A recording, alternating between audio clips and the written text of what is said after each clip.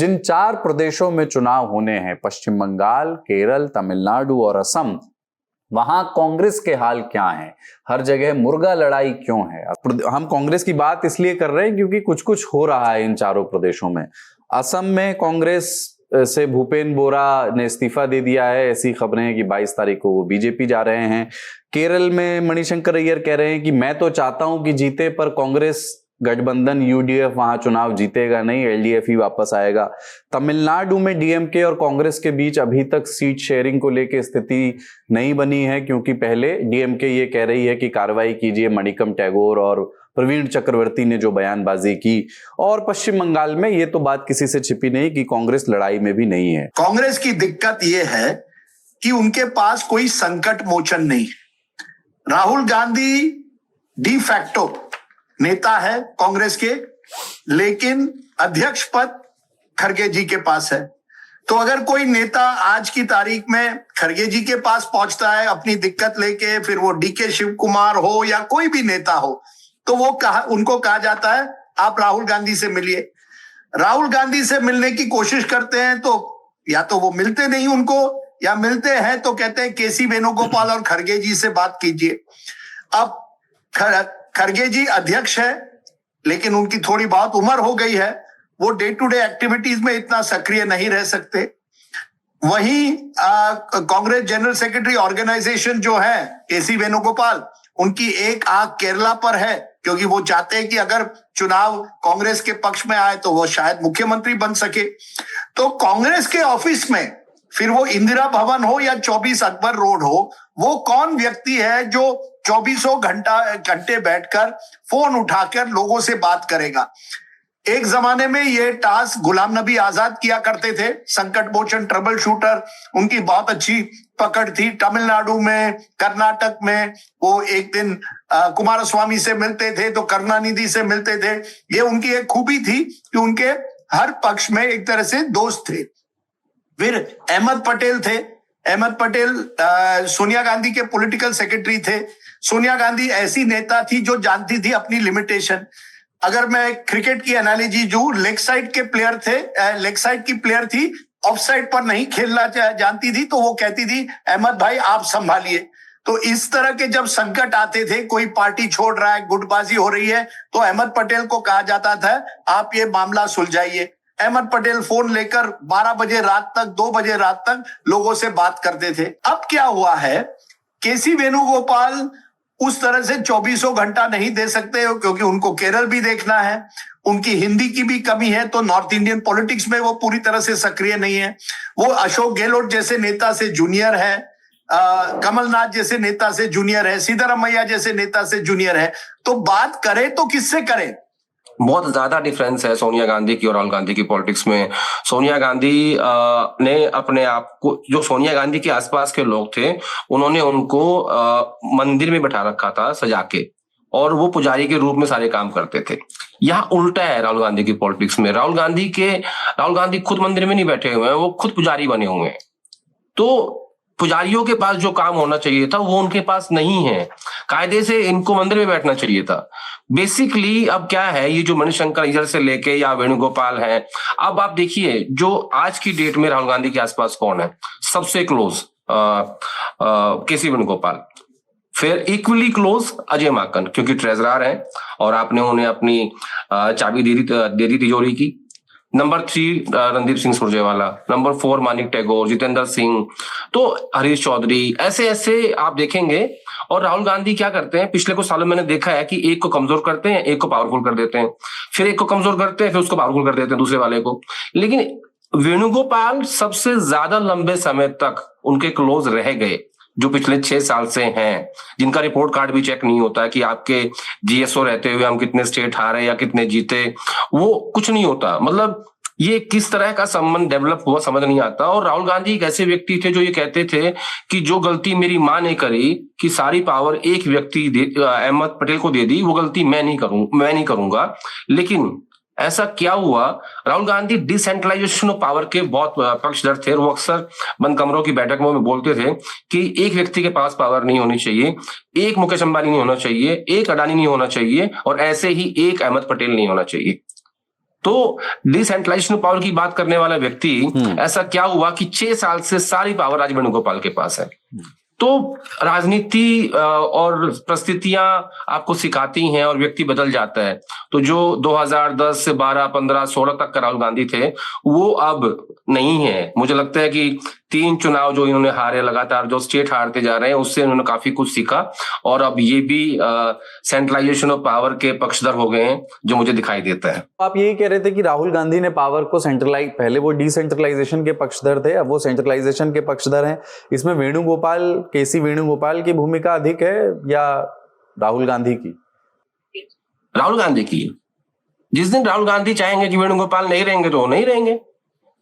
देखिए, राहुल गांधी को जो भूमिकाएं दी जा रही हैं, मैं उसकी बात, कुलदीप स्टार्टिंग में राहुल गांधी बहुत अटैच पॉलिटिशियन थे, उनके अंदर भावनाएं थी, लेकिन परिस्थितियां ऐसी बनी, जो भी चुनाव हारे जीते, लोग छोड़ के चले गए, अपना नुकसान कर दिया। आज की डेट में राहुल गांधी बहुत डिटैच पॉलिटिशियन है। मुझे लगता है कि उनको किसी से लगाव है या कोई उनका फेवरेट है और वो किसी को मुख्यमंत्री बनाएंगे या नहीं बनाएंगे। अगर वेणुगोपाल ये सोच रहे हैं ना कि राहुल गांधी उन्हें मुख्यमंत्री बनाएंगे, तो वो बहुत बड़ी गलतफहमी में है। राहुल गांधी आज की डेट में ऐसा व्यक्ति है, ऐसे हाथ झाड़ते हैं, जेब में डालते हैं, निकल लेते हैं कि call the observers and they will ask to the MLAs, जिसके पास नंबर बना दो। राहुल गांधी आज की डेट में किसी से अटैच नहीं है। मैंने इतना डिटैच व्यक्ति, जो इतना बहुत ज्यादा लगाव रखते थे लोगों से, बहुत प्रेम प्यार से लोगों से बात करते थे, लोगों को अपना मानते थे कि नहीं ये मेरा आदमी है, पिछले इन सालों में एक बहुत बड़ा परिवर्तन आया राहुल गांधी की पर्सनैलिटी में। आपको याद होगा कि 2012 में जयपुर में कांग्रेस का एक अधिवेशन हुआ था, जहां राहुल गांधी ने कहा था पावर इज पॉइजन। मैं था सर वहां पे। जो सत्ता जो है वो विष की तरह है। अब Rahul Gandhi is anti power politics.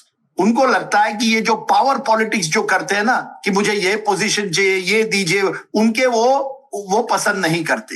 ये जो डिटैचमेंट जिसे आप कहते हैं, मैं कहता हूं एंटी पावर पॉलिटिक्स। उनको लगता है यही पावर पॉलिटिक्स ने राजीव गांधी को कमजोर कर दिया, उनकी मां को एक तरह से डिपेंडेंट कर दिया कुछ नेताओं पर, और उस दिशा में वो कांग्रेस को नहीं लेकर जाना चाहते हैं। प्रॉब्लम क्या है? Congress is a party of power. अब ये जितने नेता कांग्रेस में इतने सालों से काम कर रहे हैं, जमीन से ऊपर आ गए, कोई सेक्रेटरी बन गया, जनरल सेक्रेटरी बन गया, जो भी है, वो पावर चाहते हैं ना। अब बगैर पावर के कांग्रेस क्या करेगी? अब तो आप पावर के बाहर है। बीजेपी देश की पार्टी नंबर 1 है। मैं राजेश सर की बात से थोड़ा सा डिफर करूंगा कि राहुल गांधी कहते हैं कि पावर इज ए पॉइजन, लेकिन पावर छोड़ते भी नहीं है। आप कांग्रेस प्रेसिडेंट बनते हो, आप एलओपी बनते हो, आप अपने व्यक्ति को जीएसओ बनाते हो, आप अपने नजदीकी को कांग्रेस प्रेसिडेंट बनाते हो, ठीक है। हर चीज आपने अपने कंट्रोल में रखी हुई है। आप कहते हो पावर इज ए पॉइजन। भाई ये बताइए मुझे, आप कहते हो मैं कास्ट सेंसस करूंगा, जाति जनगणना देश में होगी, कैसे होगी? उसके लिए पावर चाहिए ना, सत्ता चाहिए ना आपको उसके लिए, तभी तो होगी कास्ट सेंसस। नहीं वही तो मैंने, आप ये कहते हो, राजेश सर एक सेकंड, आप ये कहते हो कि इस देश में कास्ट सेंसस होगा, हम ओबीसी को उसका हक देंगे। भैया उसके लिए पावर चाहिए, वो पॉइजन नहीं है। अगर आपको समाज में परिवर्तन करना है, आपको गरीब लोगों का भला करना है, पावर क्या है? पावर एक माध्यम है लोगों का भला करने के लिए। आपकी पार्टी में आज जो लोग आपके साथ नहीं है, वो इसलिए नहीं है क्योंकि उनको अपना भविष्य दिखाई नहीं देता। मणिशंकर अय्यर अगर आज गवर्नर हो गए होते, राज्यसभा भेज दिए गए होते, तो आज नहीं बोलता कोई भी। आज इनके पास कुछ देने के लिए है ही नहीं है। 10 सीटें राज्यसभा की आई हैं, 2 तो रिपीट होनी है, खड़गे साहब की और सिंघवी साहब की। 8 पे जूता बजा हुआ है। इतना संघर्ष है पार्टी के अंदर। आप कहते हो कि पावर इज अ पॉइजन, आप पावर छोड़ते भी नहीं हो, आपका एलओपी भी बनना है, आपके व्यक्ति जीएसओ भी रहेंगे, तो ये डबल बात नहीं हो सकती। सर मैं आपको नहीं बोल रहा हूँ, मैंने यही कहा, ये कांग्रेस की डायलेमा है। एक बड़ी अच्छी लाइन थी जो हमारे पुराने पत्रकार लेट शंकरशन ठाकुर ने एक कॉलम में लिखी थी, न बनूंगा न बनने दूंगा। ये जो लाइन थी कि एक तरह से यही मुसीबत है, और यही जो मेरा यही कहना है, कांग्रेस के पावर पॉलिटिशियंस है, उनकी दुविधा है ना, कि जो व्यक्ति सबसे ऊपर पोस्ट पे है, नाम पे नहीं होगा, प्रेसिडेंट नहीं है, लेकिन सबसे जो पार्टी कंट्रोल कर रहा है, वो हमें कह रहा है पावर इज पॉइजन। कि मैंने पर खुद कांग्रेस जो है पार्टी ऑफ पावर है, और जैसे आदेश ने सही कहा, बगैर सत्ता के आप कुछ नहीं कर सकते। अब शिव कुमार जैसे व्यक्ति कह रहे हैं कि हमने तो चुनाव जिताया है, सिद्धारमैया ने भी जीता है, पर हमारी भी एक कोई योगदान है, हमें भी सत्ता में भागीदारी चाहिए। ये जो प्रॉब्लम है, कि आप पार्टी को कह रहे हैं कि सत्ता से दूर, पावर इज पॉइजन, विष है, उसमें आप उस तरह के पावर स्ट्रगल मत करिए। लेकिन जब आपके पास यही जो पावर है उसका आप किस तरह से फिर इस्तेमाल कर रहे हैं? क्या आप सही व्यक्ति को सही जगह उस पोजीशन में लगा रहे हैं? क्या आपका जीएसओ सही जगह पे है? क्या आपके जनरल सेक्रेटरी सही जगह पे है? आदेश मुझे करेक्ट करेंगे, लेकिन जितेंद्र सिंह जनरल सेक्रेटरी आसाम के थे 5 साल पहले, जब कांग्रेस को हार मिली थी। कोई बदलाव नहीं हुआ है, वहां वही वह व्यक्ति है। अब आप महाराष्ट्र में, जहां आपको बड़ी हार मिली 1 साल पहले, आपने एक ऐसे व्यक्ति को अपना अध्यक्ष बनाया है जो पार्टी को कंट्रोल नहीं कर सकता। कई लोग मुझे कह रहे हैं कि हु इज मिस्टर सकपाल, वो कैसे हम उसकी बात को मानेंगे? अब आप, part of power is how to use people in the right places. आपको सही जगह पे सही व्यक्ति को रखना पड़ता है। You can say power is poison, but you have to also know how to play power politics. अगर आप पॉलिटिक्स में हैं, अगर आप टेलीविजन पर हैं या डिजिटल में, अगर आप डिजिटल पे हैं तो आप चाहते हैं कि आपके सब्सक्राइबर्स हो। आप ये नहीं कह सकते मुझे कोई इंटरेस्ट नहीं सब्सक्राइबर्स में, मैं मेरा डिजिटल चैनल चला रहा हूं खुद के केवल अपने आप के लिए, या आप टीवी चैनल चला रहे हैं। आप ये नहीं कह सकते कि मुझे टीआरपी से कोई लगाव नहीं है, मैं बस अपना टीवी चैनल। राहुल गांधी की यही दुविधा है। अगर आप कांग्रेस के नंबर 1 नेता हैं और नेता प्रतिपक्ष है, तो फिर आपको पूरी मेहनत करनी पड़ेगी कि नेता प्रतिपक्ष से आप नेता, सत्ता के नेता कैसे बनेंगे। आप सत्ता में रहकर सत्ता के बाहर नहीं रह सकते। सर एक और लाइन है सर, अथॉरिटी विदाउट रिस्पॉन्सिबिलिटी। सारे फैसले करने, लेकिन जवाबदेही आपकी नहीं होनी चाहिए। आप सोचो, सिर्फ एक सिंपल उदाहरण देता हूं। आप इसी लोकसभा चुनाव के बाद आप कितने विधानसभा चुनाव आ रहे हो? आपने किसी से पूछा कि हम क्यों आ रहे हैं? किसी की जवाबदेही है? अरे अगर नंबर नहीं आएंगे कुलदीप जी आपके शो के, तो आपको बुला के पूछा जाएगा भैया नंबर क्यों नहीं आ रहे हैं? क्योंकि हम लोगों की जवाबदेही है। उनको क्या चाहिए? उनको अथॉरिटी सब कुछ चाहिए और जिम्मेदारी बिल्कुल नहीं चाहिए। ये है पूरी राजनीति। करें ना तो मुझसे पूछो, ना मैं तुमसे पूछ रहा हूं। आप बिहार चुनाव आ रहे क्या किया आपने? महाराष्ट्र आ रहे क्या किया आपने? हरियाणा आ रहे क्या किया आपने? कुछ नहीं। आप 3 लोकसभा चुनाव आ चुके हो, क्या किया आपने? कुछ नहीं। 2022 में उदयपुर चिंतन शिविर होता है, वहां संकल्प लेते हैं कि हम इलेक्शन मैनेजमेंट सिस्टम बनाएंगे जो बीजेपी से लड़ेगा, जो हमें बताएगा कि चुनाव कैसे लड़ना है। आज तक नहीं बना वो। किसी की जवाबदेही है? नहीं है। पर इसके साथ एक लाइन में जोड़ता हूं ना। किसी ने मुझे, कांग्रेसी ने कहा, nothing succeeds in the Congress like failure. Nothing succeeds in the Congress like failure. अगर गिरीश चोडंकर, मैं उनको अच्छी तरह जानता हूं, अच्छे व्यक्ति हैं, गोवा के अध्यक्ष थे, कांग्रेस पार्टी हार गई, क्या होता है? जनरल सेक्रेटरी बन जाते हैं इंचार्ज तमिलनाडु। रमेश चेन्नीथाला 5 साल पहले कांग्रेस का एक तरह से नेतृत्व कर रहे थे केरल में, क्या हुआ? हार गए। क्या बनाए गए? General secretary in charge of Maharashtra.